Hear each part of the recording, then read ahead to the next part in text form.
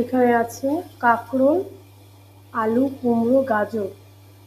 ঠিক আছে, এটা ভাত দিয়ে নিয়েছি। অনেকে তো সুগারের পেশেন্ট, অথচ নিরামিষ সবজি খেতে পারে না, যেরকম আলুটা, মিষ্টি কুমড়ো, গাজর, সেই সমস্ত মানে মানুষদের জন্য দেখাচ্ছে এটা, যে এইভাবে ভাত দিয়ে নিতে পারে। তাতে ভাত দিয়ে জলটা ফেলে দেবো, দিয়ে এগুলোকে হালকা ভেজে নিয়ে তরকারিটা করবো। আর এখানে আছে উচ্ছে, উচ্ছে আছে, বটবডি, আর আছে বেগুন। বেগুনটাকে ভেজে নিয়ে, বেগুনটা ভাজা হয়ে গেছে, আর একটু বটবডিটা আর উচ্ছেটা আর একটু ভাজবো, ঢেকে দিয়ে বেগুনটা তুলে নেবো। এখন সোমবারে দিয়ে দেবো দুটো কাঁচা শুকনো লঙ্কা আর একটু পাঁচফোড়ন। ঠিক আছে, তারপরে পাঁচফোড়নটাকে একটু নেড়ে ধীরে তারপরে দিয়ে দেবো সিদ্ধ করে রাখা সবজিগুলো।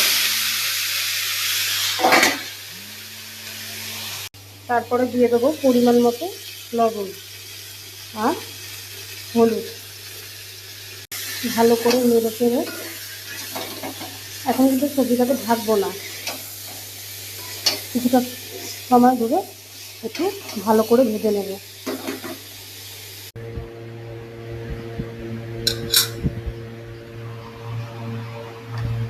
তরকারিটা পুরো কমপ্লিট, এত সুন্দর গন্ধ বেরিয়েছে। আমি বিদেশিরা বললাম ডিমের ঝোলটা করি তারপর খাই, কিন্তু না, ওর এই নিরামিষ তরকারির গন্ধটা এত ভালো লাগছে, ও এখন এই তরকারি দিয়েই ভাত খাবে। এই অমলেট করতে দিল না, মামলেট করেছি, মামলেটটা খাবে, আর হচ্ছে এই তরকারিটা দিয়ে এখন ভাত খাবে। দুজনেরই আছে, বিদিশাও খাবে, আমিও খাবো। আর তরকারিটা ওয়াশ করা হচ্ছে, রাতে খেয়ে নেবে। জলদি দাও, ওই দেখো, ওর খুব ভালো লেগেছে, মানে গন্ধটা এত সুন্দর বেরিয়েছে। আমি ভেবেছি ও খাবে না, হয়তো সন্ধ্যাবেলা আমাকে সবজিটা খেয়ে থাকবো রাতে, আর ভাত টাত খাবো না, রুটিও করবো না, এই সবজি।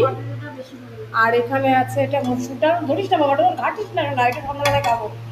কুলেখাড়া পাতা আর লঙ্কা দিয়ে স্যুপ টাইপের করা হয়েছে, যেহেতু আমার হিমোগ্লোবিনটা কমে গেছে, সন্ধ্যাবেলায় ওটা খাবো।